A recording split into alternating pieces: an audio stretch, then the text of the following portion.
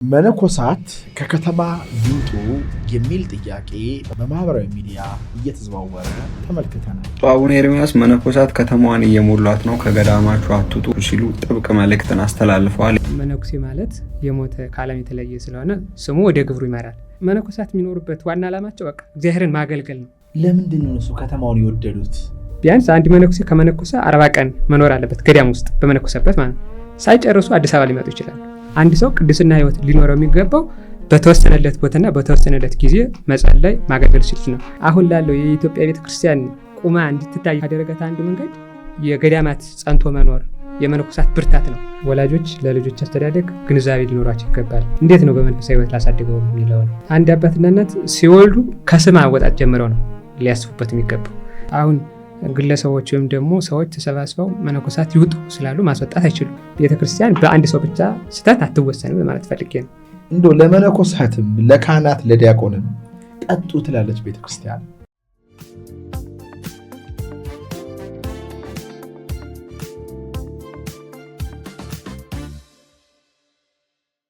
እንኳን ደህና መጡ በድጋሚ ሊቀ ሊቃውንት። እንኳን ደህና ቆያችን።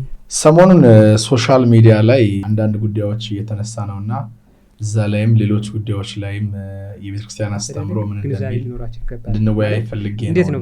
መነኮሳት ከከተማ ይውጡ የሚሉ ሰዎች አሉ፣ ከስም አወጣት ጀምረው የሚሉ ሰዎች አሉ። የእርሶ የግል እይታና የቤተክርስቲያን ደግሞ ህጓ ምንድን ነው የሚለው እዚህ ላይ? እግዚአብሔር ይስጥልኝ፣ አመሰግናለሁ። የኔ የግል እይታ የለኝም፣ ማለት የግል ሀሳብ የለኝም። አሁን ምናልባት ጥያቄው ላይ መታየት ያለበት ሰዎች የራሳቸው መረዳት ወይም ደግሞ ከአንድ ሰው ጋር ባላቸው ግንኙነት ችግር ምክንያት መነኮሳት ይውጡ ተብሎ ታሰበ ሊባል ይችላል። ግን መታየት ያለበት አሁን ግለሰቦች ወይም ደግሞ ሰዎች ተሰባስበው መነኮሳት ይውጡ ስላሉ ማስወጣት አይችሉም። ጉምን ይላል የሚለውን ካየን የኢትዮጵያ ቤተክርስቲያን ብቻ ሳይሆን የአሃትም አያተ ክርስቲያናት የሚጋሩት ነው። የመጀመሪያ መነኩሴ የሚለውን ነው መታየት ያለበት። ከስሙ ስናይ ዘርቀ እምዓለም ወተፈልጠ እምሳብ፣ ከሰዎች የተለየ ከዓለም የራቀ ነው የሚለው ትርጉሙ መነኩሴ ማለት ነው። ምውት ሁለት አይነት መሞት አለ፣ አካላዊ ሞት። ሁለተኛው ሞት የሚባለው ከዓለም በምንኩስና ህይወት መለየት ሲቀጥል፣ ከዛው ደግሞ ለእያንዳንዱ ክርስቲያን የሚተረጉምበት መንገድ አለ። ሲጀመር የስሙ ትርጉም መነኩሴ ማለት የሞተ ከዓለም የተለየ ስለሆነ ስሙ ወደ ግብሩ ይመራል። ይህን በተመለከተ ብዙ መጻሕፍት አሉ። እንደ ኢትዮጵያ ቤተክርስቲያን አስተምሮ መነኮሳት የሚባል ጉባኤ ቤት አለ። 4ኛው ጉባኤ ቤት አለ። የመጀመሪያው ሐዲስ ነው፣ 2ኛው ብሉይ ነው፣ 3ኛው ሊቃውንት ነው፣ 4ኛው ጉባኤ መነኮሳት ይባላል። ይህ በመጽሐፍ መነኮሳት ይዘቱ ስለ አኗኗሩና እንዴት እንደሚኖሩ ዓላማም እንደሆነ ማስረዳት እና ከዚያ የተነሳ ጳኩሚስ የሚባለው አባት የነበረ አንድ ሰልዋኖስ የሚባል ደቀ መዝሙር ነበርና ሰልዋኖስ የሚባለው በዓለም ከሚኖሩ ሰዎች ጋር እየወጣ ይጫወታል፣ ያወራል። እና ምንድነው ያለው? አንተ ሰልዋኖስ የማትችል ከሆነ አሁን እዚህ እኛ ጋር ትኖራለህ፣ ደግሞ ሄደዛ ከዓለማውያን ጋር ትኖራለህ፣ ትጫወታለህ። እንዲህ የምታደርግ ከሆነ ምንኩስና የምታገኘው ጸጋ ይቅርብህና ልብሰ ምንኩስናውን አውጥተህ ቆቡን አውጥተህ በዚያ በዓለማውያኑ ኑር የሚል መከረው። ከዛ በኋላ አባቴ ይቅርታ አድርግልኝ ከዚህ በኋላ አይለመደኝም ብሎ እንደገና ይቅርታ ጠይቆ ቀጥሎ በኋላ ትልቅ አባት ከሚባሉት ወይም ደግሞ ቅዱሳን ከሚባሉት አባቶች አንዱ ሆኗል። እንደ ታሪክ ስናይ ከሕግ አንጻርም መነኩሴ ማለት ወይም ደግሞ ምንኩስና ማለት በምድር መልአክ በሰማይ ደግሞ ሰው የሆነ ሰማያዊ ሰው ምድራዊ መልአክ የምንልበት ትርጉም የሚሰጠው ነው። በአጭሩ ሕጉ አይፈቅድም ነው። እንጦንስንም አየን፣ መቃርስንም አየን፣ ሌሎቹንም ቅዱሳን አባቶች ስናይ እና አቡነ ተክለ ሃይማኖት እያንዳንዱ የሚወጡት ምናልባት ከወጡ እንኳን ምንም መምህር በማይኖርበት ጊዜ ማለት በከተማ ውስጥ መምህር ከሌለ የሚያስተምር ማለት ነው ከሌለ ወጥተው ሊያስተምሩ ይችላሉ። ያም ደግሞ ውጡ ተብለው ነው። ከዛ ውጭ ግን በራሳቸው ፈቃድ ማውጣት የሚችሉበት የለም። እንደ ኢትዮጵያም ቤተክርስቲያን በዚህ በ1953 አካባቢ ሲኖዶስ ያወጣው አንቀጽ አለ። ወደ 10 ምናምን የሚሆን የመነኮሳት ሲመነኩሱ ምን ማድረግ እንዳለባቸው። የመጀመሪያው ከገዳሙ ያለ ፈቃድ መውጣት እንደማይችል ቃለ መሐላ አለ። ልክ አንድ ሰው ባለስልጣን ሲሆን ሀገሪቱን እንዲህ አድርጌ አስተዳድራለሁ ብሎ ቃለ መሐላ እንደሚፈጽመው ከገዳሙ ውስጥ እንዳልወጣ ያለ አባቴ ፈቃድ ለተልእኮ ካልሆነ በስተቀር። በሃይማኖት በተመለከተ ሃይማኖቴ የኢትዮጵያ ቤተክርስቲያን የምታስተምረውን ትምህርት ነው ማምነው ብሎ ዝርዝር ጉዳይ ያስቀምጣል። ስለዚህ ያን አለ መፈጸምና ለመፈጸሙ እሱ ሌላ ጉዳይ ነው። ግን ህጉ ምን ይላል ከተባለ ህጉ አይፈቅድም። አጠቃላይ የሚለው ሐሳቡ ምንድነው? መነኮሳት የሚኖሩበት ዋና ዓላማቸው በቃ እግዚአብሔርን ማገልገል ነው። እንዴት ግን እንደዚህ ታዲያ ሊሆን ቻለ? ይሄ የታወቀ ከሆነ እዚህ ከተማ ውስጥ ሆነው እያገለገሉ ያሉ አባቶች አሉ እና እንዴት እንደዚህ ሊሆን ቻለ? ይሄ የቤተክርስቲያን ጥሰትስ ከሆነ አባቶችስ ቤተክርስቲያንስ ለምን ዝም አለች? አሁን መነኮሳት ስንል በየደብራቱ ያሉ ቆሞሶች አሉ። አባ ሚካኤል፣ አባ ገብርኤል የሚባሉ ቤተክርስቲያን የሚያስተዳድሩ አሉ። ጳጳሳትን አያካትም። እነሱ ተፈቅዶላቸው ከገዳም ወጥተው እንዲሾም የተደረጉበት ዓላማውም ለዓለም ላይ ያሉትን ሰዎች እንዲያገለግሉ ስለሆነ ለጳጳሳት ይቻላል። ለጳጳሳት ይቻላል፣ ለመነኮሳት ነው የማይቻለው። ግን እንዴት እንደዚህ ሊሆን ቻለ? ከመቼ ጀምሮ ነው እንደዚህ አይነት ስርዓት አካሄድ የመጣው? የተቋም መላላት ችግር ነው ያመጣው። ያው ህግ ይወጣል፣ ህጉን የሚፈጽም ወይም ደግሞ የሚያስፈጽም አካል ከሌለ እንደዚህ አይነት ችግሮች ሊፈጸም ይችላል ወይም ይፈጠራል። እና እንግዲህ ሰዎቹ አሁን ማንኛው እኔም ሆንኩ ሌላዎቻችን ይውጡ ስላልን አይደለም የሚወጡት፣ ግን ህጉ ነው እንትን ሊያደርጋቸው የሚችለው። ህጉን ማን ነው የሚያስፈጽመው? ህጉን እንደ ቤተክርስቲያን የሚያስፈጽመው ተቋሙ ነው። የቤተክርስቲያኗ ተቋም ከጠቅላይ ቤተ ክህነት ማለት ከቅዱስ ሲኖዶስ ጀምሮ እስከ ድረስ ያሉት መዋቅራት ሊያስፈጽሙት ይችላሉ። እኛ እንደ መምህራን ለምሳሌ እኔ አንድ መምህር ነኝ። እንደ መምህር አስተምሮን እናገራለሁ። ከዛ ውጭ ግን አባገሌ ከከተማ ወጣ ማለት የማስወጣት መብት የለኝም። ቅዱስ ሲኖዶሱ ይሄንን ካወቀ አቋሙ ምንድን ነው? በዚህ ዙሪያ ላይ ተወያይተው አያውቁም? ምንኩስናን በተመለከተ አሁን ምን ይላሉ የሚለው ከዚህ በፊት ቅድም የጠቀስኩት ህግ ያወጡት አለ። እሱ ተፈጻሚ አልሆነም። የገዳማት ህብረት የሚባል አለ። ገዳማት ህብረት ግን በዚህ ዙሪያ በተለይ መነኮሳት ምን ማድረግ አለባቸው የሚለውን ውይይት ላይ እንደሆነ ነው የማውቀው። ግን ምንድን ነው የሚወስነው የሚለውን አሁን እኔም እንደ አንድ ክርስቲያን ነው የምጠብቀው። ወደፊት ጥሩ ውሳኔ እንደሚሰጠን ጠብቃለሁ። ማለት መፍትሄ እንደዚህ ይሁን ብሎ በመልካም ሁኔታ እንደምንኖር አስባለሁ። ምክንያቱም አስተምሮ አዲስ ነገር አይደለም። መነኮሳት በገዳም ነው የሚኖሩት፣ በከተማ የሚለው አዲስ ሀሳብ አልመጣም። መነሻውም አንዳንድ አባቶች መጀመሪያ ሚዲያ ላይ ወጡ። ከዛ በኋላ አጋጣሚ ይህ ሀሳብ ውስጥ ለውስጥ ነበር፣ ማለት በግለሰብ መልኩ ነበረ የሚንሸራሸር የነበረው። በግል በደል የደረሰባቸው ሰዎች ሙሉ ለሙሉ ጥርግ ብለው እንዲወጡ ይፈልጋሉ። ከህጉ አንጻር ብለው ሳይሆን ከጥላቻ አንጻር ሊሆን ይችላል። ግን አሁን እንደ እኔ ወይም ደግሞ ሌሎች መምህራን መኖር የለባቸው የምንለው እነሱን ጠልተናቸው ሳይሆን የምንኩስና ህግ ይከበር ነው። ምክንያቱም አንድ ሰው ቅድስና ህይወት ሊኖረው የሚገባው በተወሰነለት ቦታና በተወሰነለት ጊዜ መጸለይ ማገልገል ሲል ነው። ይህም ደግሞ በእኛ ብቻ ሳይሆን ከአታ ቤተክርስቲያን ለምሳሌ የግብጽ ቤተክርስቲያን አንድ መነኩሴ ገዳም ከገባ በኋላ ይወሰንበታል። ኤርትራም በተመሳሳይ ይወሰንበታል። ማለት መውጣት አይችልም። ደብዳቤ ይዞ ነው ሊወጣ የሚችለው። ከተማ ከወጣ ደብዳቤውን አይተው ነው ሊያስተናግዱት የሚችሉት። ከዛ ወደ ነበረበት ነው የሚመለሰው፣ መጀመሪያ ከነበረበት ገዳም። ስለዚህ የሚያስፈልገው ነገር ካለም ገዳም ውስጥ የሚፈለገው ነገር ይዘጋጅለታል ወይም ደግሞ ይሟላለታል። ከተማ ግን መኖር አይችልም። ምክንያቱም ዓለም ማለት የኛ የጥቁር ራሶች ወይም ደግሞ የዓለማውያን መኖሪያ ነው። ምንኩስና ቅዱስ እንጦንስ እንደተናገረው 3 ፈተናዎች ይኖሩታል አንድ ሰው፣ በመስማት በማየትና በንግግር። ስለዚህ አንድ ሰው መነኩሴ ሲሆን በመስማት የሚመጣውን ሐሜት፣ በማየት ደግሞ የሚመጣውን ነገር፣ በመናገርም የሚመጣውን ከነዚህ ይርቃል ማለት ነው። ስለዚህ ፈተናው ይቀልለታል ወደ ገዳም ሲኖር። ምክንያቱም ምንኩስና ወይም ደግሞ መነኩሴ ማለት ለእግዚአብሔር ራሱን አሳልፎ ይሰጣል ለአገልግሎት። አገልግሎቱ በጸሎቱ ነው፣ በትሩፋቱ፣ በቅድስናው። የእሱ አገልግሎት በዛ በኩል ነው። ዓላማን ደግሞ ቤተክርስቲያንን የሚያገለግሏት አሁን ባሉበት ለምሳሌ ምዕመናን ልጅ ይወልዳሉ። ልጅ ሲወልዱ ለቤተክርስቲያን አበረከቱ። በእነሱ በኩል ያለው ሲጸልዩ፣ አስራት በኩራት ሲያወጡ፣ መነኩሴ ደግሞ ጸሎት ሲጸልይ በቅድስና ህይወት ሲኖር፣ ያ ማለት አቡነ ተክለ ሃይማኖት ገዳም ውስጥ ኖሩ፣ በጣም ብዙ መነኮሳትን አወጡ። ይኸው ለቤተ ክርስቲያን እና አቡነ ኢየሱስም በተመሳሳይ እየዞሩ ሲሰብኩ ሳውን ገድላቸው ላይ ያለው ታሪክ እየዞሩ ኢአማኝ የሆኑትን ሰዎች እያስተማሩ እያጠመቁ ይመልሱ ነበር አይደለ? እና እነሱም አሁን ሁሩ ወመሃሩ ስበክ ወንጌል ተብለናል እና የሚለውን ምክንያት ቢሰጡ ምንድን ነው? አሁን እዚህ ያለው ሰው ልናስተምር ነው ያለነው፣ እረኛንን። እኔ በነበርኩበት ደብር አንድ አባት ነበሩ፣ አባ ሚካኤል የሚባሉና እሳቸው በነበሩ ጊዜ ጥሩ አገልግሎት ነበረ። ማለት ኪዳኑ በአማርኛ ይደረግ ነበር። ከአዲስ አበባ ነበር የመጡት። ኪዳኑ፣ ቅዳሴው፣ ዲያቆናትን ቀጥ ለጥ አድርገው መባ ሰብስበው የልማት ስራ እየሰሩ ሰባኪ ወንጌልን እያስመጡ በርግጥ እሱም በራሱ ያነሳው ልክ ችግር ነበረ። በራሱ ችግር ተነስቶ ቤተክርስቲያን እስክትዘጋ ደርሶ ነበር።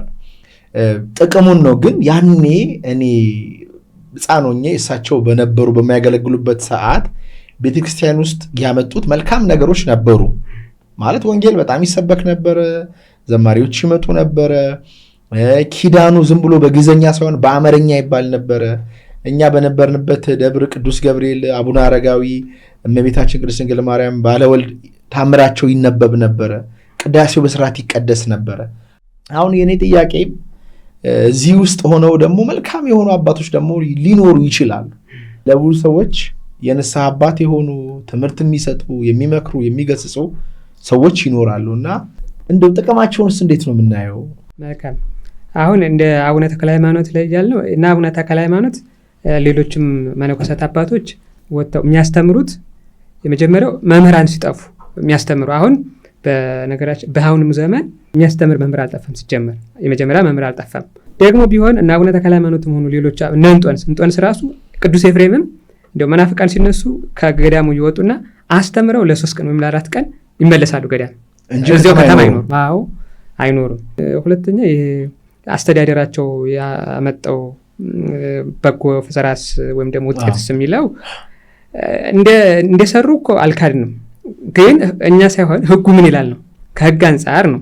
ይህን በዓለም ውስጥ ሆነው ደብር አስተዳድረው ወይም ደግሞ ምናን አስተባብረው የሚሰሩት ስራ ካህናት ሊሰሩት የሚችሉ ነው፣ እነሱ ይሰሩታል። ይሄ የአስተዳደር ክህሎት ነው ወይም ደግሞ ማኔጅመንት ነው። ይህን ደግሞ በአንድን ካህን ልክ እንደ ገጽ ቤተክርስቲያን ጥሩ አድርጎ አስተምሮ ከዛ በኋላ ማኔጅመንት ዓለማዊ ሲሆን እንዲሁም ከልጆች ጋር ያለውን ማስተዳደር ወደ ውጭ ስለሚያወጣው ማለት ቤተሰቡ ላይ ያለውን ወደ ውጭ የሚያበረታው ወይም ደግሞ የሚያስፋፋው። ስለዚህ ካህኑ ሊሰራው ይችላል። ያን በገዳም ሆኖ ተወስኖ ለቤተክርስቲያንም ለራሱም መጸለይ ግን እነሱ ብቻ ላይ ያደርጉት የሚችል ነው። ስለዚህ ዓለም ላይ እንዳይኖሩ ምንለው የሚሰሩት ስራ ዓለም ቢኖሩ ዓለም ውስጥ ቢኖሩ ወይም ደግሞ በከተማ ውስጥ ቢኖሩ ምንም አይሰሩም ለማለት ሳይሆን ህጉ እንደዛ ነው የሚለው ለማለት ነው እንጂ ለምንድን ነው እሱ ከተማውን የወደዱት? ብዙ ምክንያቶች ይኖራቸዋል። ግን የመጀመሪያው አሁን በተለይ ወጣቶች ይመነኩሳሉ፣ ከዩኒቨርሲቲ ይወጡና በስሜት ሊመነኩሱ ይችላሉ። ያ ማለት ጥልቅ መረዳት የላቸውም። ከዛ በኋላ ገዳም ላይ ቀደም እንዳነሳሁት ገዳም ስትገባ ዓላማ አለ። ከገዳም ላልተወጣ ክርስቶስን መስለህ ልትኖር ልክ ክርስቶስ በገዳመ ቆሮንቶስ እንደኖረ ያ ህይወት ክርስቶስ በገዳመ ቆሮንቶስ ያሳየበት አንዱ የህይወቱ ዘይቤ ምንኩስና ነው የሚመለከተው። ልክ ያን ፈተናውን ተቋቁመው መኖር የማይችሉ ሲሆን ወደ ከተማ ይገባሉ። ከዛ ከተማ ስትገባ ደግሞ በጣም ብዙ ነገር ያሳሳል። እንግዲህ ጥቅማ ጥቅሙ ሊሆን ይችላል። አኗኗሩ ራሱ ገዳም ውስጥ ገብተህ ልብስ እንኳን መቀየር እንደፈለግ አትችልም። የግልህ ቁሪት የሚባል ነገር የለም። ማለት የግልህ ንብረት አይኖርህም። በአንተ ላይ አበምኔት አለ፣ እሱ ያዛል። የምንኩስና አንዱ ህግ መቲረ ፈቃድ ሀዲገ ልማድ ይባላል። ፈቃድህን ለነሳበት ወይም ደግሞ ለአበምኔቱን አሳልፈህ የምትሰጠው። ስለዚህ ከዚህ በኋላ ያንተ ፈቃድ አይደለም። ምክንያቱም ራስን ለክርስቶስ አሳልፈህ ሰጥተህ የለ የክርስቶስ አገልጋይ ስለሆንክ በራስ ማዘዝ አትችልም። እና ከዛ አንጻር ከዛም ባለፈ እንግዲህ ገዳማት ላይ በትክክል በደንብ አልሰራንም። ሊያገኙ የሚገባቸውን ባለማግኘታቸው ያ ማለት ለመመንኮስ ሲፈልጉ ስለ ምንኩስና ያላቸው መረዳት እንዲያድግ የሚያደርግ ትምህርት አለመሰጠት፣ ከዛ መልሰው ወደ ዓለም ሊመጡ ይችላሉ። ከዛ ባለፈ ደግሞ ሁሉም ሰዎች ምናልባት አብዛኞቹ ባይባልም በራሳቸው ፈቃድ ሊያመነኩሱ ይችላሉ። ማለት አንድ ሰው ሲመነኩስ ምንድን ነው የሚያደርገው፣ እስከ ስንት ቀን ገዳም መኖር አለበት ወይም ለምንድን ነው የሚኖረው የሚለውን ሳያሳዩ ብሎ ያመነኩሱትና ቢያንስ አንድ መነኩሴ ከመነኩሰ 40 ቀን መኖር አለበት ገዳም ውስጥ በመነኩሰበት ማለት ሳይጨርሱ አዲስ አበባ ሊመጡ ይችላሉ። እንዲህ አይነት ያ ማለት የላላ ህግ ነው። ይሄ ደግሞ የመዋቅራችን ችግር ነው፣ የሁላችንም ነው። እንዲህ የሚያደርገው የሚመጡበት ወደ ከተማ የሚመጡበት ምክንያት ከኑሮ ዘይቤ አንጻር ወይም ደግሞ በተለይ ምዕመናን ከተማ የሚኖሩት እዚህ አዲስ አበባ ያሉት ሰዎች ምዕመናን እንደውም እንደ ብርቅ ሊያዩት ይችላሉ። ገዳም ሄደው ጸልየው ከመምጣት ቆርበው ከመምጣት ባለፈ ሄዱና የሆነ ነገር ይሰጧቸዋል፣ ያስለምዷቸዋል። በኋላ እየተሳሳቡ በእነሱ ምክንያት ይመጣሉ። እንዲህም አይነት አለ። ብቻ በግልም ሲሰጣቸው ገንዘብ ሲሰጧቸው በጣም ብዙ ምክንያቶች ይኖራል። በአጭሩ ግን የህገ ምንኩስናውን ወይም ደግሞ የወጣውን ቀኖና ቤተክርስቲያን ስርዓት እንደ ተቋሙ ሲያስከብረው ነው በትክክል ሊኖር የሚችለው። ይህ ደግሞ በግል እንዲያስተምረው እናስተምራለን፣ እኛ የምንፈጽመው አይደለም። እኔ በግል ከማንም መነኩሴ ወይም ደግሞ አባት ጋር ጠላቻ የለኝም። በነገራችን ላይ ከህይወት አንጻር ግን እንዴት ሊኖሩ ይገባል የሚለውን ከተጻፈላቸውም ደግሞ በመነኮሳት ከተሰጠው ትምህርት ማለት አረጋዊ መንፈሳዊ የሚባለው አለ፣ መርሳቅ የሚባለው አለ፣ ፊልክስዩስ አለ። እነዚህ መጽሐፍት ስለሚያስረዱት ስለሚናገሩት ህይወት እንዴት ቢኖሩ ይገባል የሚለውን እሱን አውቀው በዛ በሚፈለገው ቦታ ቢኖሩ ጥሩ ነው ብዬ አስባለሁ። ምክንያቱም የነሱ መልካም ቦታ የሚገባቸው ቦታ ላይ መኖር ለእኛን ጥቅም ይሰጣል። በነገራችን ላይ አሁን ላለው የኢትዮጵያ ቤተክርስቲያን ቁማ እንድትታይ ካደረጋት አንዱ መንገድ የገዳማት ጸንቶ መኖር የመነኮሳት ብርታት ነው። ገዳማት ላይ አሁን እነ ጣና ቂርቆስን ብናይ እነ ኢየሱስማ ለምሳሌ ሀይቅ እስጢፋኖስ ትምህርትም እዚያውን ጭምር እየሰጡ በጣም ብዙ መነኮሳትን ወለዱ፣ ክርስትናውን አበረቱት። በቃ ብዙ ሰዎች በዚያ በመለወጣቸው ምክንያት ከገዳማት ውስጥ መጻሕፍት ተጽፈዋል፣ መምህራን ወጥተዋል፣ መነኮሳት ወጥተዋል፣ ነገስታትም ተገኝተዋል። ታሪክም አለ። አሁን ታሪካችን የት ነው የሚገኘው ከተባለ እዛ ገዳማት ላይ ነው። ገዳማት ላይ ደግሞ አንዱ አበርክቶት ካደረጉት አካላት መካከል መነኮሳት ናቸው የመጀመሪያውን ሊወስዱ የሚችሉት። ሁላቸውም ከተማ ከገቡ ግን ገዳማት ባዶ ይሆናሉ። ያ ማለት በረሃ ብቻውን ምን ሊያመጣ ይችላል? ግን ጌታችን ደግሞ ስናየው ከተማም ነበረ አይደል? ከቆሮንቶስ ገዳም ውጪ እነ ዘኪዎስ ቤት ነበረ፣ እነ አልዓዛር ቤት ነበረ። በቤተክርስቲያን ሄደ ይሰብክ ነበረ። ያን አስተምሮናል። ኦኬ ይሄንስ ደግሞ እዛም ሄዳችን ጥሩ ነው፣ እዚህም ብናስተምር ምን ችግር አለ ቢሉ መልሱ ምንድን ነው? የመጀመሪያው ክርስቶስ ከተማ አይደለም የሚያድረው። የመጀመሪያው በዓት ነበረ። ሁለተኛ ክርስቶስ ጋር አይደለም። ክርስቶስን ሁሉን ክርስቶስ አንመስለው ማለት ክርስቶስ መምህራን ነው የሚመስል። አሁን በዚህ መንገድ በከተማ ገብቶ ወይም በመንደር ተዘዋውሮ ያስተማረበት፣ በምኩራብ ገብቶ በቤተ መቅደስ ገብቶ ያስተማረበት መንገድ የመምህራንን አራያነትን የሚያሳይ ነው። ለምሳሌ አሁን ሰርግ ላይ ተገኝቶ ባርኳል አይደለ? መነኩሴም ሄዶ ሰርጉ ላይ ይገኝ ማለት አይደለም እንደ ህገ መነኮሳት ካየን። ክርስቶስ ግን እዚህ ያሳየው የመጀመሪያው መምህራን እንዴት ማድረግ እንዳለባቸው ማሳየት ነው የፈለገው እና መምህራን ክርስቶስን የሚመስሉበት መንገድ ያለ፣ መነኮሳት ደግሞ ክርስቶስን የሚመስሉበት መንገድ ያለ። ለምሳሌ አሁን ክርስቶስ 40 ቀን ጾሞ ጸልዮ ያሳየበት መንገድ የብህትውናን መንገድ ነው እና እንደዚያ እንደሆነ መምህራንም ከቤተክርስቲያን ማለት ከከተማ ወጥተው ሙሉ ለሙሉ ወጥተው በቃ በገዳም ብቻ ይኖሩ ማለት አይደለም። ይሄ መነኮሳት ክርስቶስ ካሳየው ምግባር የሚወስዱት አለ፣ መምህራን የሚወስዱት አለ፣ ምእመንም የሚወስደው አለ። ባጭሩ ውቅያኖስ ነው የክርስቶስ ያሳየው የትምህርት ህይወት። ስለዚህ ሰው ሙሉውን አይደለም የሚጠጣው ውቅያኖስ ነው። የሚፈልገውን ያህል እየቀዳ ይጠጣል እና ክርስቶስ የምንመስልበትን ግብር ለእያንዳንዳችን አሳይቶናል። ልክ አሁን አባትና እናቱን ያልተው ለእኔ ሊሆን አይገባም ማለት አይደለም። መምህር ይተው ማለት አይደለም። ምናልባት መነኩሳለሁ ካለ ይችላል። ግን ካህናት በገዳም ሳይሆን በዓለም ኑረው ሚስት አግብተው አባትና እናታቸውን ሳይተው ማለት ከቤተሰብ ሳይለዩ ምዕመናን ማገልገል ይችላሉ። ደግሞ ይሄ ለመነኮሳት ሲሆን ትተው ጥፍ ዋጋ ስለሚያገኙበት ከክርስቶስ ጋር ይኖራሉ። ስለዚህ ሁሉም አንድ ጊዜ ጠቅልለን አንወስደውም ማለት ነው። ሌላው ነገር ደግሞ መጠጥስ ይፈቀዳል ወይ? አንድ የሃይማኖት መምህር አንድ ጊዜ ለሆነ ጉዳይ የሆነ ቦታ ሄድኩኝና ሰዎችን የግድ ማግኘት የነበረብኝ መጠጥ ቤት ነበር እና እዛ የሃይማኖቶችን አባት አይቼ እዛ የሚጨፈርበት፣ እዛ የሚደነስበት፣ እዛ ወጣቱ ሴት ይዞ ምናምን የሚደረግበት ቦታ የሃይማኖት አባቶች አየውኝና ወይን እየጠጡ ነው፣ ምንም ቁጭ ብለዋል። ግን ተሰማኝ እንደው ለመነኮሳትም ለካህናት ለዲያቆንም ጠጡ ትላለች ቤተክርስቲያን። አዲስ አበባ ከተገባ ማለት ከተማ ከተገባ ፈሪያው እሱ ነው ዙሮ ሌላ የለውም አይደለ? ግን ህጉ ካየን በተለይ ካህናት በየቦታው ማንኛውም የሚገኝበት ቦታ ሊገኙ አይገባም። እንኳን ካህናት ወይም መምህራን ይቅርና እንዳልከው አንተ ማንኛውም ሰው ማለት ክርስቲያን የሆነ ሰው በቃ የማይገባበት ቦታ ላይ ለእርሱ የማይመጥነው ቦታ ላይ መገኘት የለበትም። ጉም ያዝም። ለዛም ነው እንደው ሰርግ ብትሄድ እንኳን አሁን ካህኑ በፍትህ መንፈሳዊ አንድ ካህን ሰርግ ተጠርቶ ልጆቹን ባርኮ ለመሄድ ይፈልግ እንኳን እስኪ አጨበጭቡ እስኪ ዘፍኑ ድረስ መቆየት የለበትም። ኦኬ ወጥ ባርኮ ነው የሚሄደው። ከዛ ባለፈ ደግሞ አሁን እንግዲህ አንድ ነገር ሲረሳ ማለት በትክክል እውነት መነገር ሲያቆም የሚደረገው ነገር ትክክል ሊመስል ይችላል። ቅድም እንዳልኩ አብዛኛው ግንዛቤ ከማጣት የተነሳ ይፈጠራል እንደዚህ አይነት። ከዛ ባለፈ ደግሞ በተለይ በምእመን ደረጃም አለ በነገራችን ላይ ካልበላህልኝ ካልጠጣህልኝ ብለው ሊያስገድዷቸው ይችላል። ማለት ሁሉ አያስገድዱም፣ ግን ደስ እንዲላቸው ብለው ይጀምሩታል። ከዛ በኋላ በዛው ይቀጥላል እና አሁን ይህንን ሀሳባችን የሰሙ በተቃራኒ ደግሞ ተማቅኝታችሁ ነው ሊሉ ይችላሉ። ግን አይደለም። የመምህራኑ የሆነ ቦታ ሊኖራቸው ይገባል። ራሳቸውን ቤተክርስቲያንን የሚያስነቅፍ ለምእመንም አርአያ ሊሆን የሚችል ለራሳቸውም ቢሆን በትክክል መጽሐፉም እንደዛ ስለሚል መጠጣት ይፈቀዳል ወይ? ከመነኮሳት አንጻር በገዳማቸው ነው። እሱ የራሱ የገዳም ወግ አለ። አንድ መነኮሴ ቢታመም አንድ ይጠጣ ወይ ለዛውም ለመድኃኒት ስለሚያግዝ ማለት ነው። ቅዱስ ጳውሎስ እንደሚለው እንደ ጢሞቴዎስ አይነት ማለት ነው። ታሞ ከሆነ ደግሞ መንገድ ሲሄዱ ብሎ ለምሳሌ ረድ የሚባለው እስከ 3 ዓመት ሊሆን ይችላል፣ እስከ 4 ዓመት ሊሆን ይችላል። በገዳሙ እየረዳ የሚሰራው ስራ በሬ ሊጠብቅ ይችላል፣ ወይም ደግሞ ሊያርስ ይችላል፣ አትክልት ሊኮተኮት ይችላል። ስለዚህ ስለሚደክመው እስከ 3 ድረስ ነው። ከዛ ባለፈ ግን አይፈቀድም።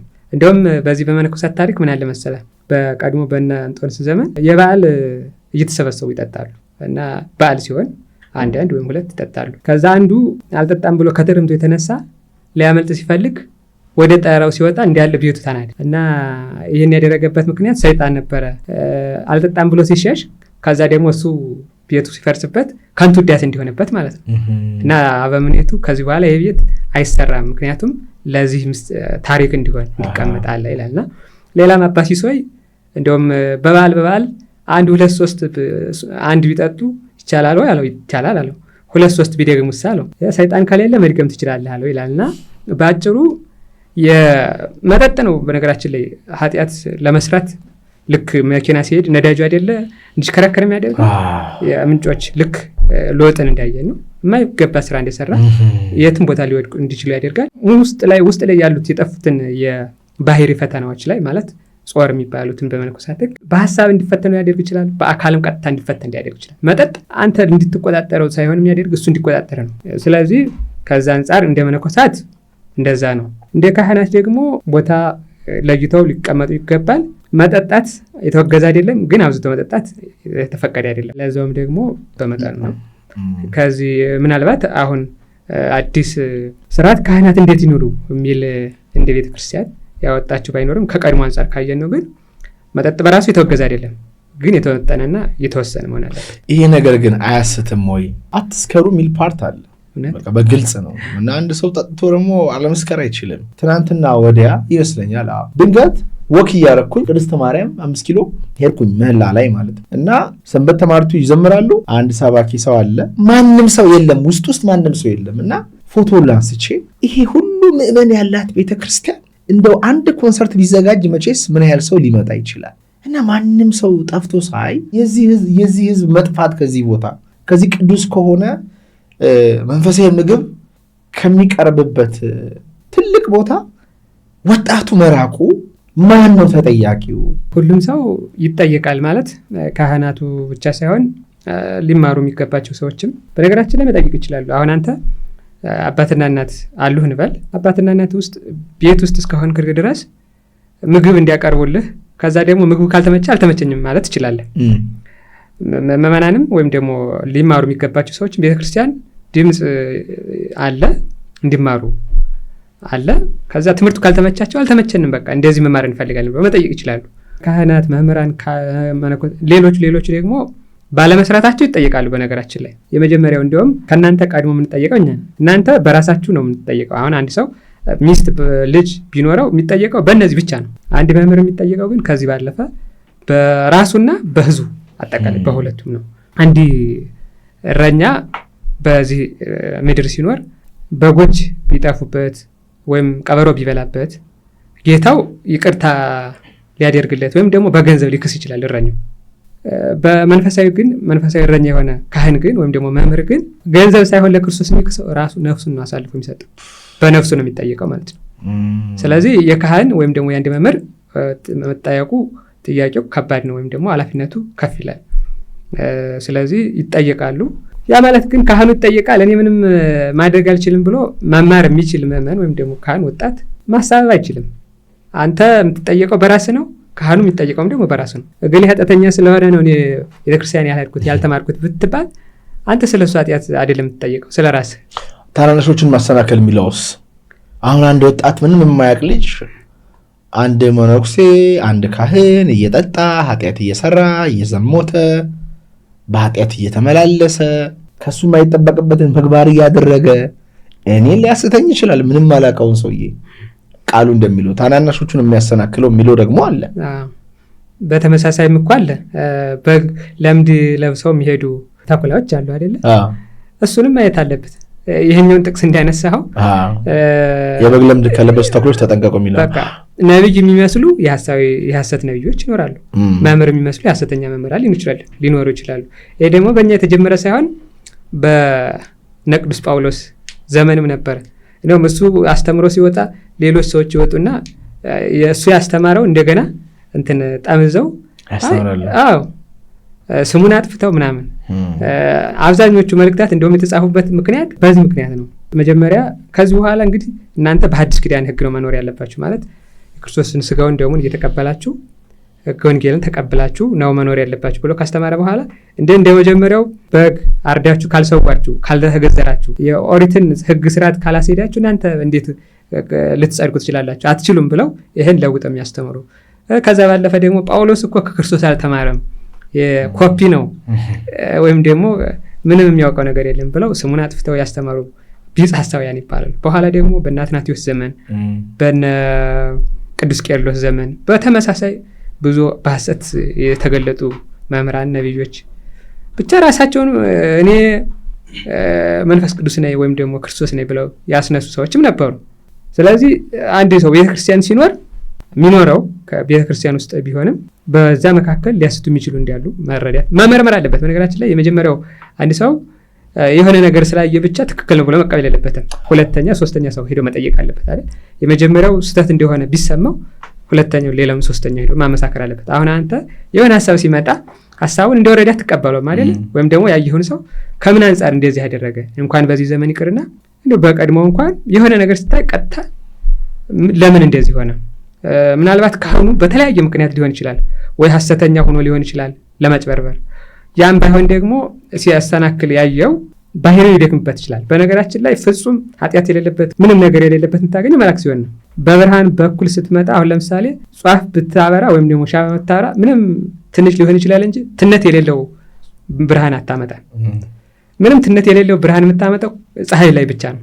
ጢስ የሌለው ማለት ነው። ጢስ የሌለው ብርሃን ያለው ፀሐይ ላይ ብቻ ነው። ተመሳሳይ ካህናት ወይ ባህሪያቸው ደክሞባቸው ማለት የራሳቸው ደክሞባቸው ማንነታቸው ከተለያየ ምክንያት የባህሪ ድካም ማለት የሰውነታቸው ድካም ሊሆን ይችላል፣ ወይም ደግሞ በተለያየ ችግር ምክንያት ሊሆን ይችላል። ያም ባይሆን ደግሞ አሳሳች ሰው ሆኖ ሊሆን ይችላል። ብዙ ሰዎች እንደዛም ሊያደርጉ ይችላሉ። በተለይ አንዳንድ ጊዜ ከሃይማኖት ውጭ ያሉ ሰዎች ቤተክርስቲያንን ለማስጠላት ሲፈልጉ የአርአያ ክህነት ያለውን ልብሰ ክህነት ለብሰው ሊታዩ፣ ሻሽ ጠምጥመው ወይ መስቀል ይዘው ሊታዩ ይችላል። ሲለምኑም ልታያት ይችላል። አሁን አብዛኞቹ እንደውም አሁን በከተማው በየመስመሩ ስታይ አስቸጋሪው ነገር የት እንደሆነ መጣ ማታውቀው ሲለምን ልታዩ ትችላለህ። መስቀል ይዞ ግን የት ነው የመጣው አታውቀውም። እና ሲራቡም ወጣቱም በቃ ምንም እዚህ ግባ የማትለው ሰው እሱ ሊያደርገው ይችላል። በቃ የራሱን የማገገሚያ መንገድ ሊያደርገው ይችላል። ገንዘብ እንዴት ሊያገኝ ብሎ አስቡ። ማለት የፈለኩት ግን ማንኛውም ክርስቲያን እውነት ነው ያሰናከለው ሰው በማሰናከለው አይጠየቅም ማለት አይደለም። ግን የሚያሰናክለው ሰው የተለየ ጠባይ ሲያሳይ ማለት ክፉ ስራ ሲሰራ ሲያይ ቀጣ በሱ ምክንያት መሳሳት የለበትም ማለት በቃ እንዲህ ብትሆን ነው ቤተክርስቲያን እንደዚህ ብትሆን ነው ብሎ በሱ ሙሉውን መግለጽ የለበትም። ወይም ቤተክርስቲያን በአንድ ሰው ብቻ ስህተት አትወሰንም ማለት ፈልጌ ነው። ስለዚህ እንደገና ማየት፣ ሌሎችን ማየት፣ መመርመር አለበት። ምክንያቱም ለምሳሌ በጎች እረኛ መስሏቸው በመካከላቸው ወይም ደግሞ ከነሱ እንደ አንዱ መስሏቸው ተኩላውን የተወሰነ ጊዜ ሊቆዩ ይችላል፣ አብረው ሊቆዩ ይችላሉ። ሲነቁ ግን ትተውት ይሄዳሉ። ምንም እንደዛ ነው መሆን ያለበት፣ መመርመር አለበት። ስለዚህ ከዛ አንፃር ነው መታየት ያለበት። ገዳማቱ ሰራሱ አሁን የራሱ የሚነሳው ብዙ ነገር አለ። ብዙ ሰዎች ገዳም ብለው ሄደው ምናልባት በሰዎች የሆነ ችግር ገጥሟቸው ሊመጣ ይችላል። እዛም ስልክ አለ፣ እዛም የራሱ የሆነ ዓለማዊነት አለ እንዳሉት ምዕመናን ከዚህ ሄደው ገንዘብ እየሰጧቸው የሆነ ነገር ያደርጓቸዋል። ይህንስ እንዴት ያዩታል? ይህ ምንም እንዲያው ገዳማቶቻችን እኛን ጭምር ባለመስራታችን ነው ብዬ አስባለሁ። እነሱ ብቻ ሳይሆን እኛም በዓለም የምንኖረው ልናግዛቸው ይገባል።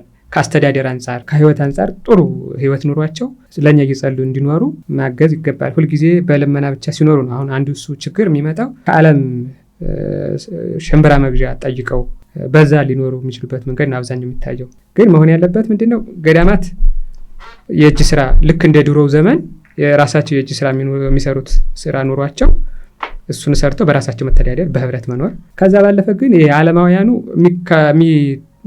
የሚያገኙት ክፍተት የተለያየ ምክንያት አይተው በዛ ምክንያት ገብተው ያው አንዳንድ ነገር ሲሰጣቸው በሱ ተስበው የማይገባ ህይወት ላይ ልናያቸው እንችላለን።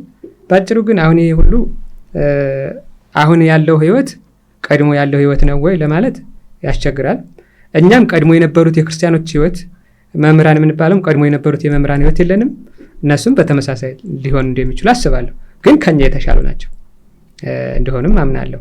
ሁላቸውም ባይሆኑም ግን ከኛ የተሻለ ህይወት ያላቸው የገዳማት መነኮሳት አሉ። አሁንም ጭምር ለኛ በኪዳን በጸሎተ ማህበር በተለያየ መንገድ የሚረዱን ማለት ነው። ጠንካራ ደግሞ አሉ። አሁንም እንደውም በጎ ህይወት በአስተሳሰብ ሊያግዙ የሚችሉ ገዳማት ላይ የምናያቸው ሰዎች አሉ፣ ወይም ደግሞ ገዳማትም አሉንና ግን እንደ ጠቅላላ ካየን ነው ይሄ የተበላሸው። ኢሳይያስ በትንቢቱ ላይ ከራስ እስከ እግር ድረስ ሁሉ ታሟል ወይም ደግሞ ቆስሏል ብሎ እንደተናገረው አሁን ላይ ያለው መታመም ከራስ ጀምሮ እስከ ሁሉ እስከ እግር ድረስ ነው። እንግዲህ የትዳር ህይወቱ የተበላሸ አኗኗር ነው ያለው፣ የክህነት ህይወቱ የምንኩስና ህይወቱ። ያ ማለት ግን አስተምሮ ተበላሽቷል ማለት አይደለም። ምንጩ ጥሩ ነው፣ ግን ሲወርድ መውረጃው ቦዩ አደፋረሰው መንገድ ላይ ያለው ማለት ነውና እንደሱ አለ። አሁን ሁላችንም የምንመኘው ምንድነው የትዳር ህይወቱ ጥሩ ልጆች ካስገኘ ጥሩ ትዳር ከተገኘ ከዛ ውስጥ እንደነ ዮሐንስ አፈወርቅ ያሉ አባቶች እንደነ ቄርሎስ እንደነ ቴዎፍሎስ ያሉ አባቶች ያስገኝልናል። የነሱ መገኘት ደግሞ ጥሩ ገዳማውያን ያስገኛሉ። እንደነ ቅዱስ ኤፍሬም እንደነ ቅዱስ ማር ይስሐቅ አይነት አባቶችን ያስገኙልናል። የነሱ መገኘት ደግሞ በተመሳሳይ ልጆችን ይወልዳሉ ማለት መንፈሳዊ ልጆችን ይወልዳሉ። መምህራን በጎ መምህር ካወለዱ በጎ ተማሪ በጎ ደቀ መዝሙር ከተገኘ ክህነቱ ጥሩ ሆነ ማለት ነው። ክህነቱ ጥሩ ሲሆን ደግሞ ይቀጥላል። ትዳሩም ተስተካከለ፣ ምንኩስናውም ተስተካከለ እና ሶስቱ አሁን ቤተክርስቲያን ላይ መላላት ያጋጠማት እንደ ቤተክርስቲያን የመጀመሪያ ዘመናዊ ዓለማዊ ፈተና አለ። የግሎባላይዜሽን የምንለው እንደ ሀገር ብቻ ሳይሆን የነካን እንደ መንፈሳዊም ጭምር ነው። ምን ይመጣ ሳትዘጋጅ መንገድ ላይ የምትተኛ ከሆነ ያለፈ ገድመው ሊረግጥህ ይችላል፣ ወይም ደግሞ ጅብ ሊበላ ይችላል። ጥንቅቅ ያለ ቤተክርስቲያን ራሷን አጠንክራ እንደ ተቋም የምትከላከልበት መንገድ ስለሌለ ማለት እየተከላከለ ስላልሆነ ነው። እውቀቱ አለ፣ እንዴት ማድረግ እንዳለበት ቤተክርስቲያን እንዴት አይነት መንገድ መሄድ እንዳለባት መፍትሄው አለ፣ ግን አለመተግበሩ እንደዛ እንዲሆን አድርጎታል። ይህ ማለት ግን ጥሩ የተስተካከለ የቤተክርስቲያን ህይወት ማለት የምንኩስናው ህይወት የክህነቱ ህይወትና የትዳር ህይወት እንዲስተካከል እድሉ የለንም ማለት አይደለም፣ እንችላለን። እና የመበላሸቱ ከአንድ ብቻ አይደለም የምታየው፣ በሁሉም አቅጣጫ ነው ያለው እና ገሌ ብለህ የምትወስነው ነገር አይደለም። ይሄ ደግሞ እያንዳንዳችን አንተም ምንም የሆነ ድርሻ አለን። ለምሳሌ አንተ ነገ ታገባለህ።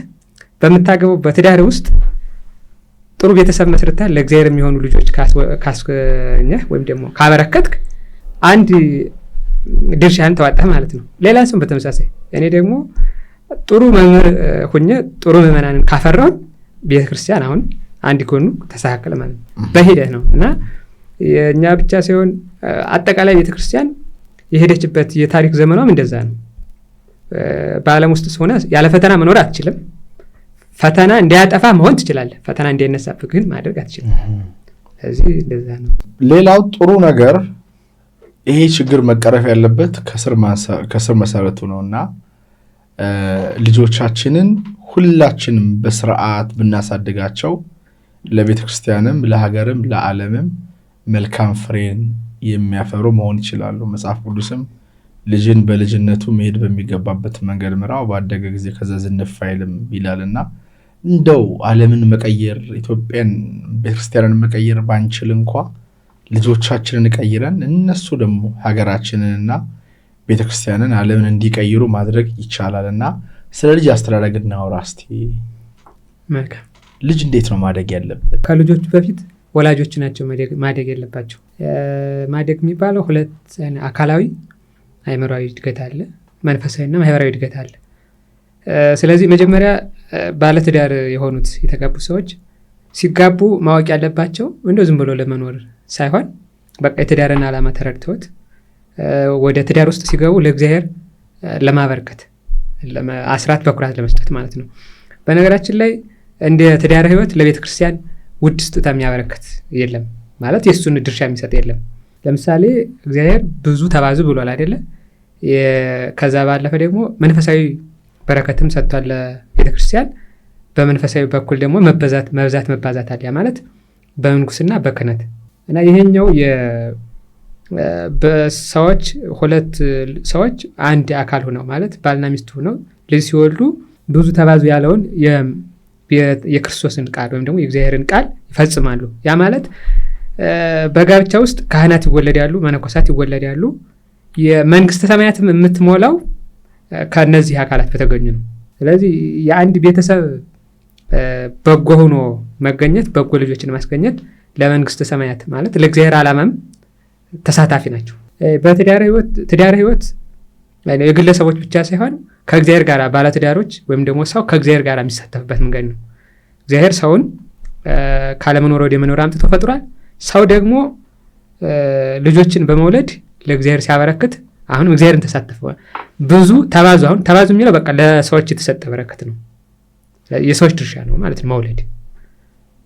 ስለዚህ እግዚአብሔር በመፍጠር ልጆች ሰዎች ደግሞ በመውለድ እግዚአብሔርን እቅድ ያሳካሉ። የእግዚአብሔር እቅድ ምንድነው? ሰው የእግዚአብሔርን መንግስት ወርሶ እንዲኖር ነው።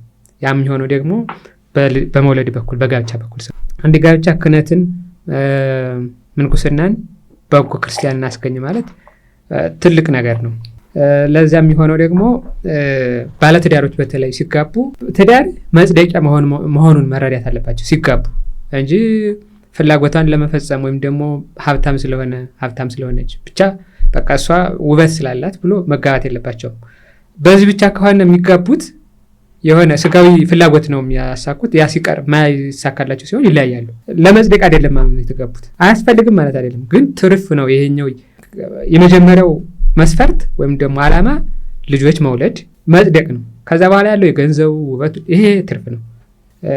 ስለዚህ መጀመሪያ ሲጋቡ ሰዎች ትምህርት ወይም መረዳት ኖሯቸው መጋባት አለባቸው ብዬ አስባለሁ። ስለዚህ መጀመሪያ ሲጋቡ መረዳት ካላቸው ደግሞ የሚወልዱት ለምን እንደሆነ ማወቅ አለባቸው። የሚወልዷቸው ልጆች ምንድን ነው የሚያደርጉት? አሁን በእኛ ዘመን በእርግጥ ከወለድኩ በኋላ የት ትምህርት ቤት ይገባል፣ ምን ትምህርት ይማራል፣ እንዲህ አይነት እቅድ ያቅዳሉ። ስም እስከ ማውጣት ድረስ ያው ያስባሉ፣ ያወጣሉ፣ ያወርዳሉ። ግን ጉዳዩ እሱ አይደለም። የመጀመሪያው ምን አይነት ስብዕና ያለው ልጅና ለእግዚአብሔር ምን አይነት ሰው የሚሆን ነው መውለድ ያለበት። የመወለደው ልጅ ለእግዚአብሔር ምን አይነት ሰው መሆን አለበት በቃ መሆን ያለበት ማለት እና አብዛኛው ሰው ያው በአእምሮ ሳያድግ ስለሆነ የሚወልደው ልጁም እሱ ነው የሚመስለው። በነገራችን ላይ ልጆች አባትና እናታቸውን ሙሉ ለሙሉ ባይሆንም በ100% ባይሆንም ቢያንስ 90% ከአባትና እናት ነው የሚወስዱት። ጠባዩን፣ አስተሳሰቡን፣ እያንዳንዱ ነገር። ለምሳሌ አሁን አባት ለሚስቱ ያለው አመለካከት የተበላሸ ከሆነ እሱም ልጁም እንደዛ ሊሆን ይችላል ይሆናል። ምናልባት በትምህርት ካስተካከለው አድጎ ነው ኔርቸር የስ አለ እኮ በዲኤንኤ የሚወስዱት አለ። ከዛ ተኮትኩቶ የሚሆን ነገር አለ። ምን ይባላል? ልጆች እያለን እግዚአብሔር አምላክ ጥሩ ማለት መጥፎ ነገር ቤተሰቦቻችን ሲያስተምሩን እምቢ እንድንል የሚያስችል አቅም አልሰጠንም። ካደግን በኋላ ግን የመቀየራውን አቅም ሰጥቶናል። የተሳሳተ ሃይማኖት ቢኖር፣ ባዕድ አምልኮ ቢኖር፣ ስንፍና ቢኖር፣ ትክክል ባይኖር፣ ፍቅር ባይኖር ካደግን በኋላ መቀየር እንችላለን። ንስሐ ማለት ያ ነው ትልቁ ተስፋችን እንጂ እኔ እንደውም አንድ ሰውዬን አንዴ ታክሲ ውስጥ ጠየኳቸው። በጣም ሹፌር ናቸው፣ አርጅተዋል። ሌሊት 5 ሰዓት ላይ የነዱ መነጽር አድርገው ምናምን ነገር ልጆች ወልደዋል አልኳቸው። አዎ አሉ። የእርሶ ልጆች እርሶ የኖሩትን ኖሮ ቢኖሩ ደስ ይለውታል ስል ኧረ በስመ አብ ወወልድ ወመንፈስ ቅዱስ አሉ። እንግዲያውስ የእርሶ ልጆች እርሶን ነው የሚመስሉት በእርግጠኝነት። አዎ እንዲሁም ከኔ የባሰ ህይወት ነው የሚኖሩት። ስለዚህ ከመውለዳችን በፊት የእኛ ልጅ እኛን ነው የሚሆነው ቢባል እንኮራለን ወይ? እኔም ሃይማኖቱ፣ ገንዘቡ፣ ምግባሩ፣ ንግግሩ፣ እውቀቱ፣ ልማዱ፣ ባህሪው እኔን ራሴን ኮፒ አይኔን በአይኔ እማይ ከሆነ እውነት ወልዳለሁ ቢባል ብዙ ሰዎች በራሳቸው ደስተኛ አይደሉም፣ ትክክለኛ መስመር ላይ አይደሉም። ግን ይሄን ስለማያውቁት እኔ ልጄ እኔ ያየሁትን ስቃይ እንዲህ አልፈልግም ይላሉ። ግን እነሱ ያዩትን ስቃይ ልጆቻቸው የሚያስተምሩት። ሰው ከሚያውቀው በላይ ነገር መስጠት አይችልም። እና ያሉት ትክክል ነው። ወላጅ ነው መቀየር ያለበት። ምናልባት አሁን ዳቦ ሲጋግሩ እናቶች እርሾ ነው ጥሩ መሆን ያለበት። እርሾ ጥሩ ከሆነ ዳቦም ጥሩ ሊሆን ይችላል። እርሾ ከተበላሸ ግን ዳቦም ያው በትክክል እሱን ሆኖ ነው የሚወጣው። መጀመሪያ አባትና እናቱ ወይም ወላጆች ትክክለኛ ሰው ከሆኑ ልጁ ትክክለኛ ሊሆን ይችላል። በጎ ቅርንጫፍ ነው በጎ ፍሬ ሊያፈራ የሚችለው።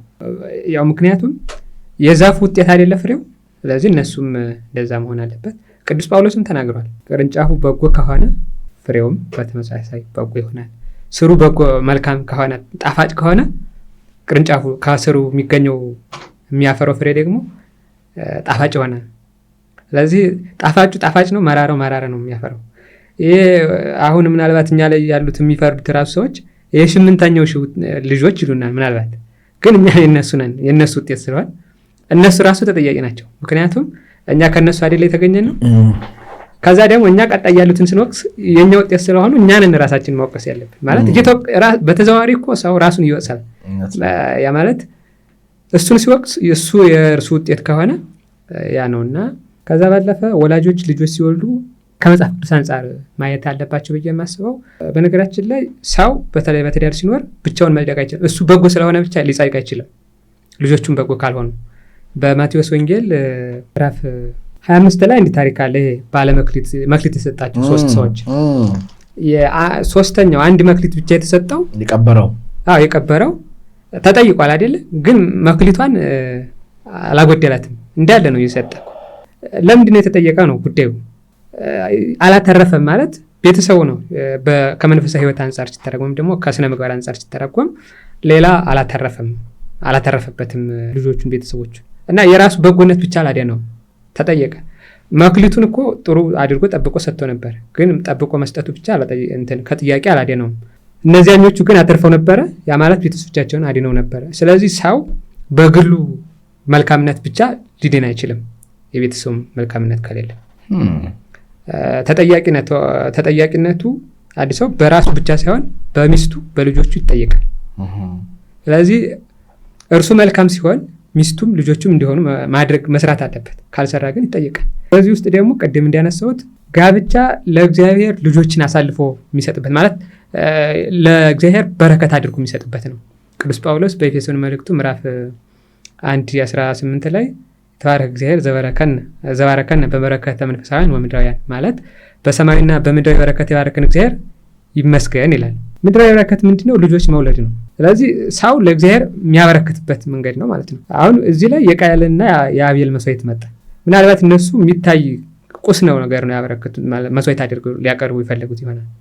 ግን የአቤል መስዋዕት የቃየል መስዋዕት እዚህ ጋር ሲመጣ ደግሞ በህይወት ደረጃ ሲመጣ የአቤል መስዋዕት በጎ ልጅ መውለድ ነው። የቃየል መስዋዕት ከሆነ ደግሞ በትክክል ለእግዚአብሔር የማይገባ መስዋዕት አድርገህ የምታቀርብ ከሆነ ልጆች ለእግዚአብሔር የምታበረክታቸው እስከሆነ ድረስ በጣም መጠንቀቅ አለብህ። እንኳንስ ለእግዚአብሔር የሚሰጥ ስጦታ ለአንድ ባለስልጣን ወይም ደግሞ ጠቅላይ ሚኒስትር ሊሆን ብንሰጥ ስጦታ ብናቀርብ እንደው እሱን እንተውና በጣም ከልብ የምንወደው ስጦታ ስናቀርብ እኮ እንጠነቀቃለን፣ እናስብበታለን፣ እናወጣለን እና ለእግዚአብሔር ስጦታ ለማቅረብ እስከምን ድረስ ልንጠነቀቅ ይገባል መታየት ያለበት። እንዳሉት ልክ ነው። ወላጆች የነፍስን ጉዳይ የመንፈስን ጉዳይ ማስቀደም አለ። በተለይ ደግሞ አሁን ወላጆች ልጆቻቸውን የሚወዷቸው ልጅ መውለድ በራሱ ጥሩ ስሜት ስላለው ነው። ዛሬ ፀጉር ቆራጭ ጋር ሄጄ ከመውለዱ በፊት በጣም ተጨንቆ በቃ ያልሄድኩበት ቦታ የለም እንዲህ ገዳሜ ሄጄ ምን ብዬ ምናምን አረግዘች አለኝ። አንድ ጊዜ የዛሬ 2 ሳምንት ወለደች አለ።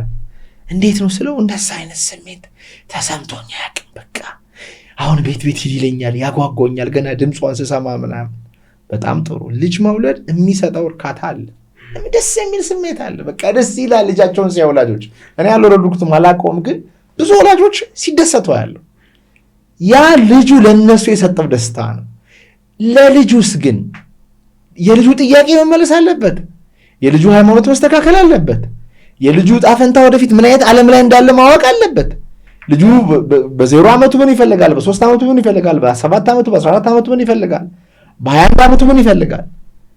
ሲጎረምስ ምን እንደሚፈልገው እኚህን ነገር እየተከታተሉ ማስተማር አለባቸው። ሲወለዱ ሲጀመር አሁን የመጀመሪያው ወላጆች ለልጆች አስተዳደግ ግንዛቤ ሊኖራቸው ይገባል። ማለት እንዴት ነው በመንፈሳዊ ሕይወት ላሳድገው የሚለው ነው። መንፈሳዊ እውቀትን እንዴት ላስተላልፍላቸው ይችላል?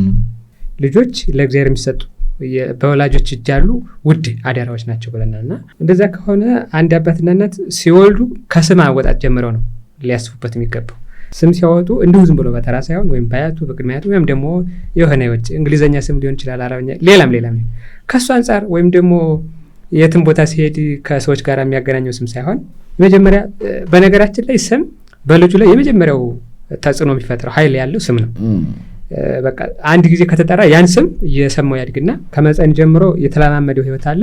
የማህፀን ህይወት ላይ ያለውን ወደዚህ ሲመጣ ከማህፀን ሲለይ ማለት ከእናቱ ሲወለድ ነው ሌላ ደግሞ ህይወት የሚለምደው። በነገራችን ላይ አንድ አባት የግብፅ ቤተክርስቲያን አባት ናቸው። ምን ብለው ጽፈዋል? አንድ ህፃን በእናቱ ማህፀን ሳለ በጣም ተመችቶት ጥሩ ዓለም ሆኖለት ኑሮ ሲወለድ የሚያለቅስበት ምክንያት ይላሉ በቃ ከእናቱ እንደተለየው ስለሚሰማው ነው፣ ምቾት ስለማይሰጠው እና መልሳ ስታቅፈው ማልቀሱን ይተዋል እና እንደገና ሁለተኛ ህይወት እየተለማመደ ነው። እናቱ ማህፀን የነበረው አንድ ዓለም ነው። ከዛ ደግሞ ወደዚህ ሲመጣ ሌላ ዓለም ይለማመዳል። እና ስለዚህ ከዛ ጀምሮ እንዴት ላሳድገው ከኢኮኖሚ ወይም ደግሞ ከአካላዊ እድገት ብቻ አንጻር ሳይሆን ከስብዕና ግንባታ ጭምር ብለው ማሰብ አለባቸው። ከዚህ አንጻር ስም ሲያወጡ ራሱ ስም ወደ ስራ ይመራል። በነገራችን ላይ ለምሳሌ መጽሐፍ ቅዱስ ብናይ ጳውሎስ መጀመሪያ የነበረው ሳውል ነበረ፣ ጳውሎስ ተብሏል። ጴጥሮስ ስሞን ነበረ፣ ጴጥሮስ ተብሏል። አብርሃም ነበረ፣ አንድ ፊደል ተጨመረ። ሶራ ነበር፣ ሳራ። እንዲህ አይነት የማለት ለምሳሌ ጴጥሮስን ስናይ በሃይማኖት ሰዎችን ስለሚያጸና ክርስቶስ የእግዚአብሔር ልጅ እንደሆነ ስለመሰከረ አለት ወይም ደግሞ ጴጥሮስ ተባለ። አብርሃም የብዙዎች አባት የአሕዛብ አባት ስለሆነ አብርሃም የሚለው ቀርቶ አብርሃም ተባለ። ሌሎችም በተመሳሳይ ክርስቶስ ለሐዋርያት እያንዳንዳቸው ስም ሰጥቷቸዋል የሚገባቸው። ያ ማለት ስም በህፃኑ ላይ የሚያመጣው በሰዎች ላይ ለውጥ ያመጣል ማለት ነው። ደግሞ ወደ ስራ ይመራል። ለምሳሌ አሁን አንድ ሰው ስም ሲያወጣ እንደ ዮሐንስ አፈወርቅ አስተምሮ በተለይ ማውጣት ያለበት እንዲሁ ዝም ብሎ ተራ ሳይሆን በቅዱሳን ስም ለምሳሌ ዮሐንስ ሊለው ይችላል፣ ጴጥሮስ ሊለው ይችላል፣ ወይም ደግሞ በተመሳሳይ ወልደ ገሌ ሊለው ይችላል። ይህ ሲሆን የመጀመሪያው ለልጁ የበጎነት ምልክት ይሆናል፣ ማስታወስ ነው። ይህ ማለት በዚያ ስም ተጠራ ማለት ወደዛ ቅዱስ ስም ተግባር እንዲያስታውስና እንዲሄድ በጸሎትም ጭምር እንዲማጸነው ማድረግ ማለት ነው። ከልጁ ባለፈ ለአባትየውም ውጤት አለው። በነገራችን ላይ አባትየው ይህን የሚወልደው አባት ይህን ስም ሲሰማ ወይም ደግሞ ሲያወጣ እሱም የዚያ ቅዱስ አባት እንዲሆነ ማሰብ አለበት። ያ ማለት እሱ የተሻለ ህይወት መኖር አለበት ማለት ነው። እስመ ስም ይመርሖ ሀበ ግብሩ፣ ስም ወደ ስራ ይመራል ይላልና ስም የስራ መገለጫ ነው ወይም ደግሞ ማንነታችን የሚገልጸን ነው። ከስም ጨምሮ አወጣጥ ላይ በደንብ ማሰብ አለባቸው። እንደው ስሙ ጥሩ ስለሆነ ብቻ ወይም ደግሞ ዘመናዊ ስም ስለሆነ ከሰዎች ጋር የሚግባባ ለቁልምጥ የሚመች ሳይሆን መሆን ያለበት የመጀመሪያው ስሙ ሰውየውን በስብዕና ወይም ሴቲቱን ልጅቷን በስብዕና ሊገነባት መንፈሳዊ ሊያደርጋት የሚችል መሆን አለበት የመጀመሪያው ስም አወጣጥ ላይ። ለዛ እኮ ነው አሁን እያንዳንዱ በመጽሐፍ ቅዱስ ታሪክ ውስጥ ያዕቆብ እስራኤል ተባለ እግዚአብሔርን ስላየ ማለት ነው። የማለት በቃ ግብሩን ገለጠለት ስሙ ራሱ ማለት ነው። እና በሄዱበት በሐዋርያትም ስናይ ስም የሚወጣበት ዓላማ ሌላ የተለየ ነገር የለውም። የመጀመሪያው ወደ ስራ እንዲመራው ነው። ከዛ ባለፈ ልጁ በቅዱሱ እንዲማጸን እሱን እንዲመስል በስሙ የተጠራበትን ቅዱስ እንዲመስል ማድረግ ነው። እና ለዛ ነው ትላልቅ ሊቃውንት የምንላቸውም ጭምር ስም ይሰጣቸዋል። ስም ሲሰጣቸው ያን ስሙን ሲጠሩበት በራሱ እንትን ኃይል አለው በትክክል ከተጠቀሙበት እና ከግብራቸው ጋር የሚገናኝ ነው። ከዚያ ሁለተኛ ከወለዱት በኋላ አሁን ያለው አሸንጉሊት መግዛት ወይም ደግሞ ሌላ ፊልም ማሳየት ላይ ሳይሆን ትኩረት ማድረግ ያለባቸው የልጆች ህይወት በአራት ሊከፈል እንችላለን። ልጆች፣ ከዛ ደግሞ ጉርምስና ላይ 3 አይነት አለ። ቅድመ ጉርምስናና ጊዜ ጉርምስና፣ ድህረ ጉርምስና የምንለው። ልጆች የምንለው እስከ 10 ድረስ ያለው ነው። አሁን ይሄ ልጆች የሚባልበት እስከ 10 ድረስ ያለው ዘመን ማንኛውም ህፃን በቃ በአባትና እናቱ ሀሳብ ውስጥ የሚኖርበት ነው። ያ ማለት ለምሳሌ ይህን ህይወታችን የልጆች ህይወት ብትወስድ ምን አይነት ነው ባለን፣ ሳም ታውቃለህ? ሳም እሳት ውስጥ ስታስገባ በጣም ይላላል አይደል? ደግሞ ስታወጣው ይጠነክራል። ስለዚህ እሳት ውስጥ እንዳለ ሰም ናቸው። ወይም ደግሞ በሌላ አነጋገር ወርቅ ከእሳት ውስጥ ሲገባ ወይም ደግሞ እንቁ ከእሳት ውስጥ ሲገባ እንደፈለግ ልታቀልጠው ትችላለህ፣ ሲወጣ ግን ጠንካራ ይሆናል። ወይም ደግሞ ሌላም ማዕድን ውሰድ የላላ ሆኖ ሳለና ወይም ደግሞ ከጠነከረ በኋላ ይለያያል። እና ሳምን መጀመሪያ እሳት ከገባ በኋላና ከገባ በፊት ያለውን ብትወስደው ሲገባ በጣም እንደምትፈልገው ማድረግ ትችላለህ፣ የላላ ነው። ከጠነከረ በኋላ ግን ምንም ማድረግ አትችልም። ወርቅም እንደፈለግ ልትቀርጸው የምትችለው እሳት ውስጥ ሲገባ ነው።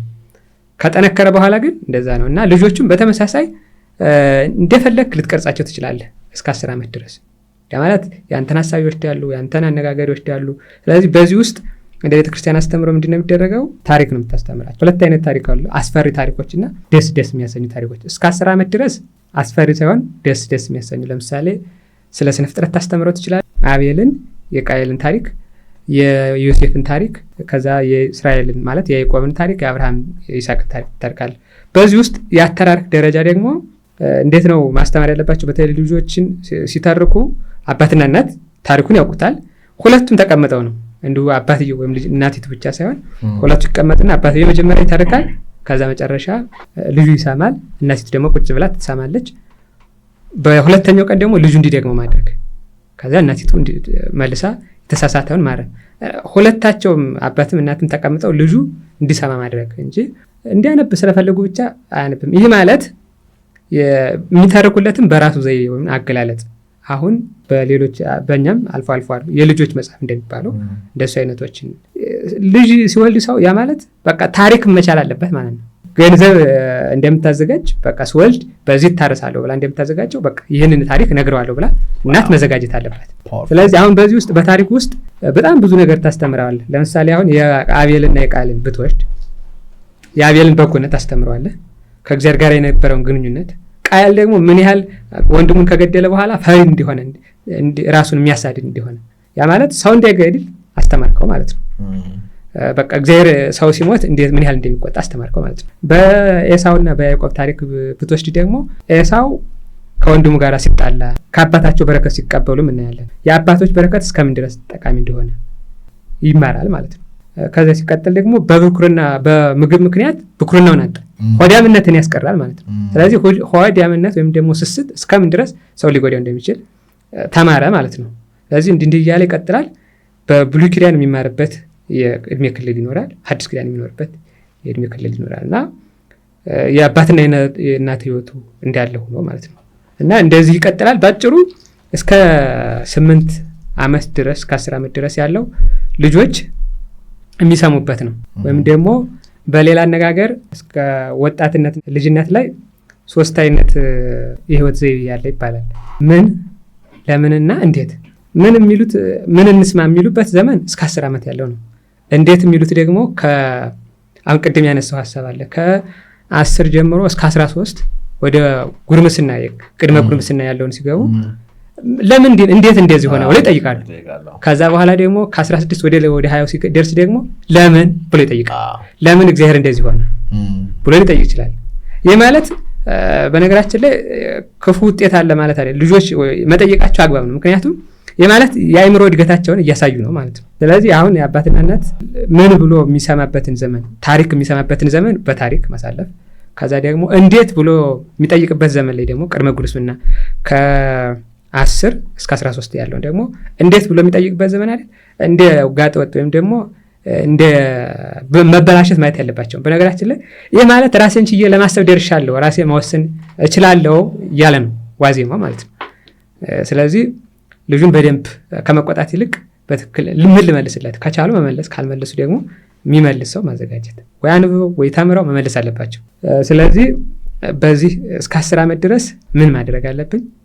ከዛ በኋላ ራሱ አይምሮ ማውጣት ማሰብ እስከ ልጅነት የነበረውን ጊዜ ጨርሶ ወደ አዋቂነት ሲሸጋገር ራሱ ነገሮችን መወሰን ይችላል ብሎ የሚያስብበት ወይም ደግሞ በመካከል የሚያጅቅበት ዘመን ስለሆነ ልጁን እንዴት በጥበብ ላሻግረው ጭምር ብሎ ማሰብ ያለባቸው ጊዜ ይሄ ነው። ከዚህ በኋላ አሁን የቅድመ ጉርምስና የምንለው ከ11 ወይም ደግሞ ከ10 እስከ 13 ድረስ ያለው ብዙ ነገሮችን ማሰላሰል የሚጀምሩበት ነው።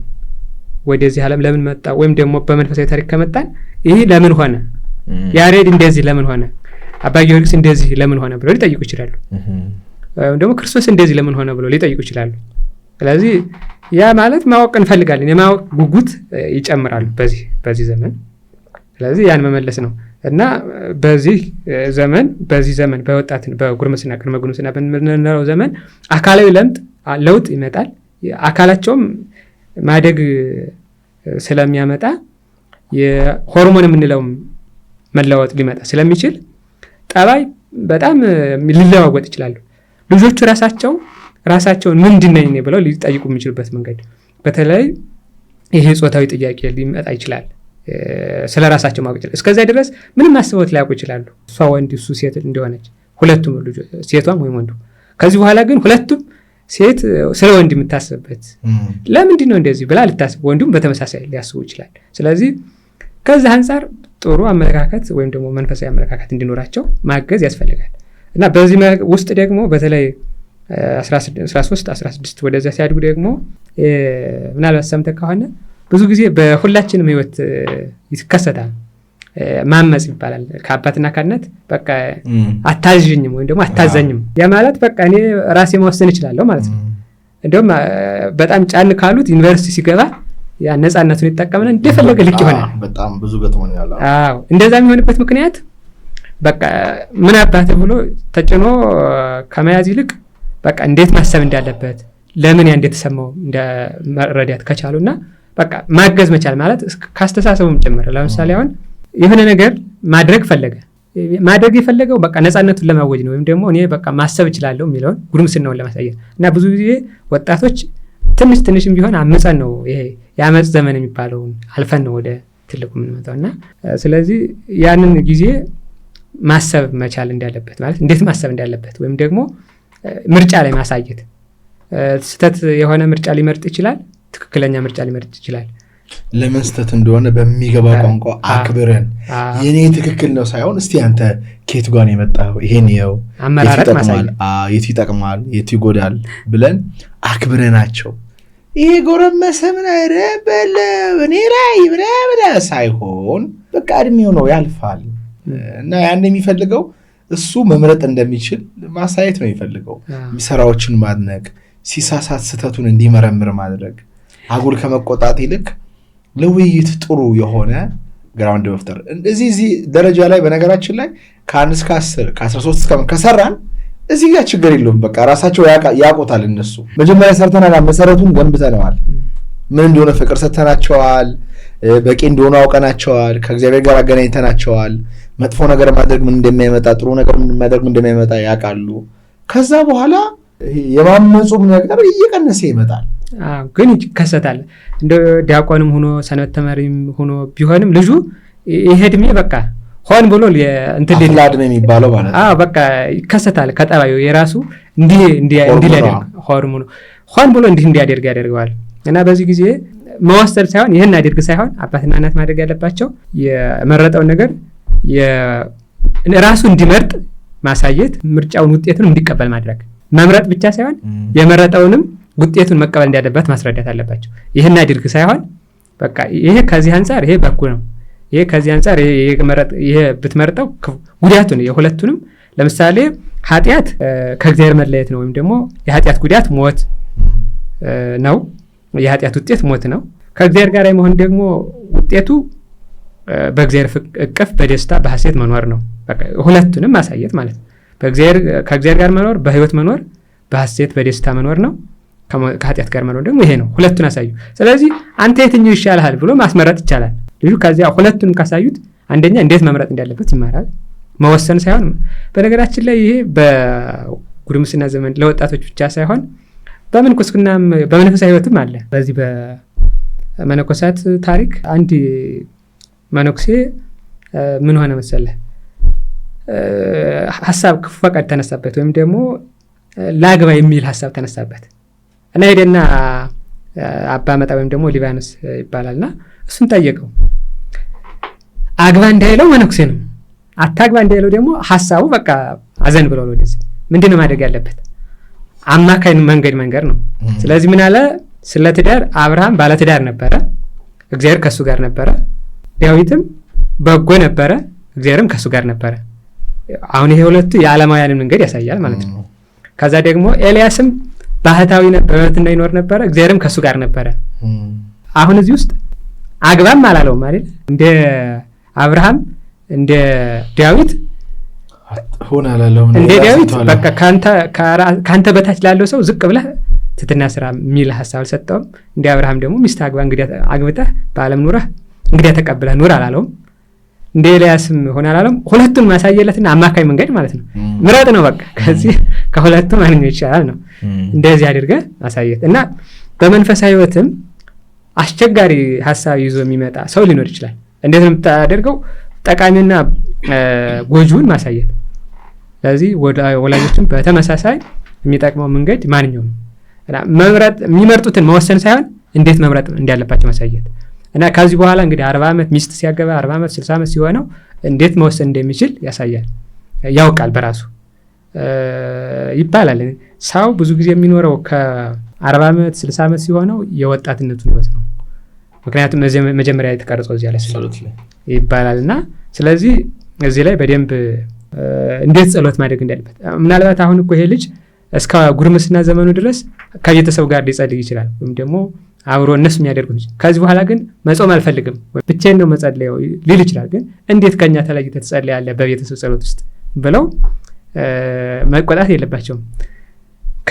ብቻውን መጸለይም ጥሩ እንደሆነ ግን ደግሞ ይበልጥ በሁለት ሶስት ሆናችሁ ትገኙ በመካከላችሁ ይገኛል ብላላል። የዚህም በረከት እንዳለው ማሳየት ይህም ጥሩ እንደሆነ ማሳየት። ስለዚህ እንዴት ውሳኔ መወሰን እንዳለበት እንዴት መምራት እንዳለበት ከእግዚአብሔር ጋር ምን አይነት ህብረት ሊኖረው እንደሚገባ ማሳየት። ጾታዊ ጥያቄ ሲኖረው በተመሳሳይ ጥሩ ግንዛቤ እንዲኖረው መስራት ከቻሉ በጎ ልጅ መሆን ይችላል። ስለዚህ በተለይ ጉርምስና ላይ አብዛኛው ወጣት ወደ ማጨስ የሚመጣው ያለ ፍላጎቱ ከቤተሰቡ ተለይቶ የማይገባው ቦታ ላይ የሚገኘው ቤተሰቡ መጀመሪያ የሚሰጡት ጥሩ እንትን አይደለም። በተለይ አሁኑ ላይ ያለው ቤተሰብ ይታወቃል። አብዛኛው አበላት አለው፣ አጠጣት አለው፣ አለብሳት አለው፣ ምን ጎሎበት ነው የሚባለው። ግን ሌላ ተጨማሪ የለ። ሰው አንድ አካል ብቻ አይደለም፣ ከሁለት የተገኘ አንዱ ውህድ ስለሆነ ማለት የነፍስና የስጋ ውጤት ነው። የስጋው ሲሟላ መንፈሱ የመንፈሳዊ ህይወቱ ይጎለዋል ወይም ደግሞ የአስተሳሰቡ ማደግ ይፈልጋል። ከዚህ አንጻር እንደው ምን መምሰል አለበት ከተባለ በተለይ ከዚህ ከ12 በኋላ ያለው የክርስቶስ ታሪክ ለዚህ አብነት ሊሆነን ይችላል። በሉቃስ ወንጌል ምዕራፍ 2:52 ላይ ስናነብ የምናገኘው ሐሳብ አለ። ክርስቶስ በጥበብ በምክር በእግዚአብሔርና በሰው ፊት አደገ። በእግዚአብሔርና በሰው ፊት በጥበብና በምክር አደገ። አሁን እዚህ ውስጥ 4 አይነት እድገቶች አሉ ማለት ነው።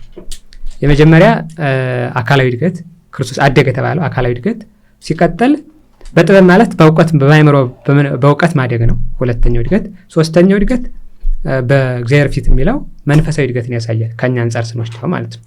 አንድ ሰው በመንፈሳዊ እድገት ያድጋል። አራተኛው ማህበራዊ ግንኙነት ወይም ደግሞ በማህበረሰብ መካከል ማደግ ማህበራዊ ግንኙነትን ማሳደግ ማለት ነው። ስለዚህ አንድ ሰው በዚህ አሁን እዚህ ላይ ሉቃስ ላይ እንደተጻፈው በዚህ በ12 ዓመቱ ጀምሮ ምን አይነት እድገት ሊኖረው ይገባል ማለት ነው። አንድ ወጣት በአእምሮ በማህበራዊና በመንፈሳዊ እድገት ሊያድግ ይገባዋል ማለት ነው። በሰው በእግዚአብሔር በጥበብና በአካል ይህን አይነት እድገት ማለት ይህን እድገት ካለው ይህን አይነት አስተዳደግ ካለው አንድ ወጣት ወይም ጎረምሳ ሙሉ ሰው መሆን ይችላል ማለት ነው። ስለዚህ መታየት ያለበት የአስተዳደጋችን ከመንፈሳዊ አንጻር እንዴት ነው የሚለው በዛ መልኩ መታየት አለበት። ከዛ ባለፈ ልንጠየቅም እንደምንችል አሁን አባትና እናት ለአይምሮ ጭምር አይጠነቀቁም። ብዙ ጊዜ አይተ ከሆነ ይህ ሁላችንም በመንፈሳዊም ብትል በስጋዊም ማንኛውም ልጅ በቃ መመስገን ይፈልጋል። ቅድም እንዲያነሳ ነው ሲዘምር አይቶ ዘመርኩኝ እኮ ብሎ ለእናቱ ቢነግራት አይቻለሁ ብላ ዝም ካላችሁ የሆነ አይምሮ እንትን ማለት የመሞት ግን እሳይ የኔ ልጅ እንድትላል ለሚፈልገው ማመስገን ወይም ደግሞ እውቅና መስጠት ይፈልጋሉ እውቅና እንዲሰጣቸው ወይም ደግሞ እንዲመሰገኑ ሲጀመር መጥቶ ለእናቱ የነገራት ወይም ደግሞ የሰራውን የተናገረው ከምን አንፃር ነው ማመስገን ስለሚፈልግ ወይም ደግሞ እውቅና እንዲሰጠው ነው እና በተለይ ልጆች በቁጣ የሆነ ነገር ተናግረው መጀመሪያ እንደተናገሩ ከተቆጣቸው ቀጣዩን አይናገሩም ይሰውሩታል ስለዚህ ራሳቸው ይይዙትና የሚኖረው በራሳቸው ውስጥ ወይም ለጓደኛ ነው ሊነግሩት የሚችለው ለእናቱ ሳይሆን ለሌላ ሰው ነው የሚነግራት ወይም ለሌላ ሰው ነው ሊነግር የሚችለው እሷም እንደዛው ሴቲቱን በተመሳሳይ ለሌላ ሰው ነው የሚነግሩት መፍትሄውን ከሌላ ይፈልጋሉ ከውስጥ ሳይሆን ማለት ነው እና እዚህ ላይ በተለይ የወጣትነት ዘመን ላይ የጥበብ መለዋወጥ የማወቅ ጉት ስለሚጨምር ጥበብ ያስፈልጋል ፍቅርና ርህራሄ ይፈልጋሉ ከዛ ደግሞ እውቀት ስለሚፈልጉ ለእውቀታቸው ለምን እንደሆነ ብለው ስለሚጠይቁ ለምን እንዴት እንደሆነ ለማስረዳትም ስለሚፈልግ ለማስረዳት ዝግጅት ይፈልጋል ማለት ነው ስለዚህ ባጭሩ አንድ ሰው ለእግዚአብሔር አንድ ጥበበኛ ስዕል የሚስል ለንጉሱ ስዕል እንደሚያበረክት ወይም ደግሞ ሐውልት የሚቀርጹ ሰዎች ለንጉስ ሐውልት ሰርተው እንደሚያስረክቡ በጥንቃቄ መንፈሳዊ የእግዚአብሔር ሐውልት የሚሆኑትን ልጆች በጥንቃቄ ሰርቶ መስጠት ማለት ነው እና ያንዳንዱ ነገር ክትትል ይፈልጋል ትምህርት ቤት ከሄዱ በኋላ መቀበል ማብላት ብቻ ሳይሆን በትምህርት ቤት ያላቸውን ህይወት በቤት ውስጥ ያላቸውን ህይወት አስተሳሰብ አብዛኞቻችን እኔ በግሌ የማይቸውም ስለማውቅ የማን ውጤት ነው ከተባለ የቤተሰብ ነው አብዛኛው ከዛ ማህበረሰብ ጓደኛ ይመጣልና ይፈልጋሉ ፍቅር ርህራሄ ጥበብ እውቀት ይፈልጋሉ ልጅ እንዳያሳድግ ስለዚህ ለዚህ መጀመሪያው ምንድነው ትዳሩን በትክክል እንዴት ጋባ እንደሚገባ ማለት እንዴት ሊኖር እንደሚገባ የትዳሩን ግንዛቤ ማወቅ ልጅ ሲወልድ ደግሞ ስለ ልጅ አስተዳደግ መማር መኖርም አለበት ያ ካልሆነ ግን በትክክል የምንፈልገው ላይ ደረጃ አይደርስም በጣም እናመሰግናለን በስተመጨረሻ የሚሉት ነገር አካለ አዛኛውን ብያለሁ ግን እንደው ከአባትና እናት ምን ይጠበቅባቸዋል ብዬ አስባለሁ የመጀመሪያው አርአያ መሆን ለልጆቻቸው ሁለተኛ መጻሕፍትን እንዲያነቡ ማለማመድ ሶስተኛ ከዛ በኋላ ደግሞ በትጋት እንዲኖሩ በንባብ ህይወት በመንፈሳዊ ህይወት እንዲኖሩ ማድረግ ልጆች ደግሞ በተለይ ወጣቶች እንደ አይነት ጥያቄ ሲመጣባቸው ወይም ጾታዊ ጥያቄ ሊሆን ይችላል በራሳቸው ላይ ደስተኛ ለመሆን ወይም ደግሞ ራሳቸውን እንዲያጠፉ ወደ ሱስ እንዲሄዱ የሚያደርጋቸው አንዱ መንገድ ይሄ የዘመኑ በራሱ ስለሆነ ማለት የአካላዊ ለውጥ እድገቱ ሲመጣ መዋዠቅ ወይም ደግሞ ውሳኔ መወሰን አለመቻል ስለሆነ ይሄ የመጣው ከተፈጥሮ አንፃር እንደሆነ መረዳትና ከዚያ ትክክለኛውን ውሳኔ የሚያሳያቸው ማለት እንዴት መወሰን እንዳለባቸው እንዴት መምረጥ እንዳለባቸው የሚያሳያቸውን ሰው መፈለግ ከዛ ደግሞ የምርጫቸው ውጤቱን የሚቀበሉት እነሱ እንደሆነ ማወቅ አለባቸው ልክ ለምሳሌ አዳምና ሔዋን ጸበለስን በሉ ይሄ ተሳሳተ ምርጫ ነው የምርጫው ውጤት ሞት ነበር ሞተዋል ስለዚህ መቼም ቢሆን በህይወታቸው ውስጥ ለሚመርጡት ምርጫ ለውጤቱም ተጠያቂ ሊሆኑ እንደሚችሉ ማሰብና እንዴት መምራት እንደሌለባቸው ራሳቸውን አዘጋጅተው መመርመር ቢችሉ መልካም ነው ብዬ አስባለሁ አመሰግናለሁ በጣም አመሰግናለሁ ሊቀ ሊቃውንት እግዚአብሔር ይስጥልኝ እንግዲህ ስላስተማሩን ስለመከሩን እናመሰግናለን እዚህ ድረስ መጣው እግዚአብሔር አምላክ ጸጋውን ያብዛልን አሜን